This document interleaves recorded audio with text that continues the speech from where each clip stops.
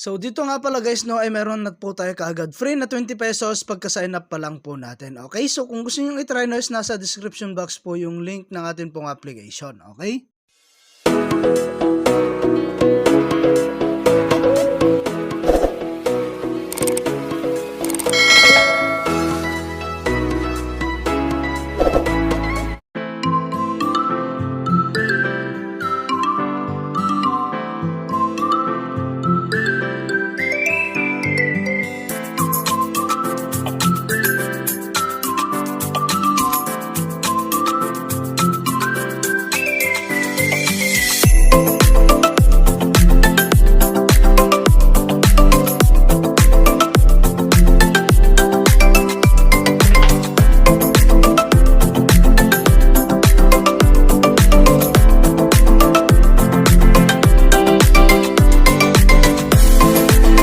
Hi guys, kamusta po kayo and welcome back po again sa aking channel. No? So for today's video nga ay meron na naman po akong bagong application na i-share po sa inyo, okay? So pagka-click nyo nga dyan no, sa may description is mapupunta nga po kayo rito. And ang gagawin mo lang no, is magre-register. Ayan, so ilalagay lang natin yung ating mobile number, password, and confirm password. And after that, click mo na po itong register, okay? So ayun nga guys, no, pagka-login natin ay meron nga tayong makikitang ganito, no. Ayan, so Farm Fruits. Okay, so ang pangalan nga po pala ng ating application ay si Daily Fruit, no. Ayan, so meron nga po pala tayong apple dito. Ayan, 115 po yung investment price niya. Ayan, 30 pesos daily, total 150. Cycle day niya is 5 days. Okay?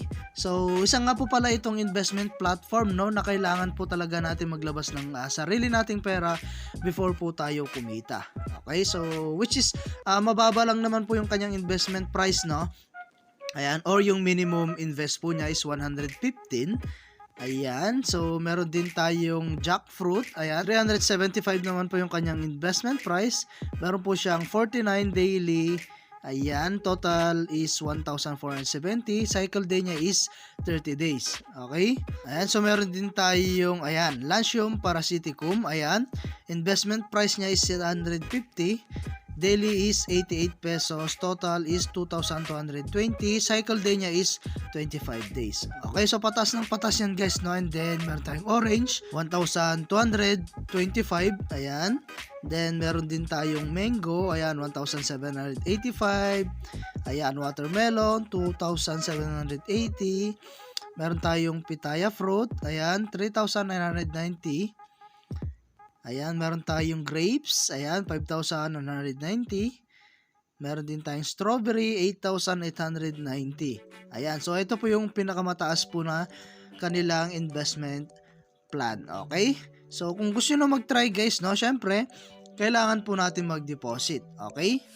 Ayan, so like for example guys, no, bilhin mo po yung product na ito, itong Apple. Ayan, buy now mo lang siya guys. And then, secure payment gateway. Ayan. And then, pili lang kayo rito and then, ilagay nyo po rito yung reference number or yung download QR code nyo lamang po siya. Ayan, so download QR nyo guys. Ayan. And then, open nyo lang siya guys. And then, eto na nga po siya. And then guys, mapupunta po tayo or punta po tayo sa ating pong GCash account. Ayan, and then, scan lang po natin siya. At doon na rin natin siya babayaran guys, no. Okay? So ganun lang kasimple guys, no, mag-recharge or bumili ng kanilang product dito po sa application at babayaran mo na, no, sa inyong GCash. Okay? So ganun lang guys, no. And then lagi ko nga lang pong sinasabi, no, sa pag-invest is always there and for stake only invest what you can afford to lose. Okay?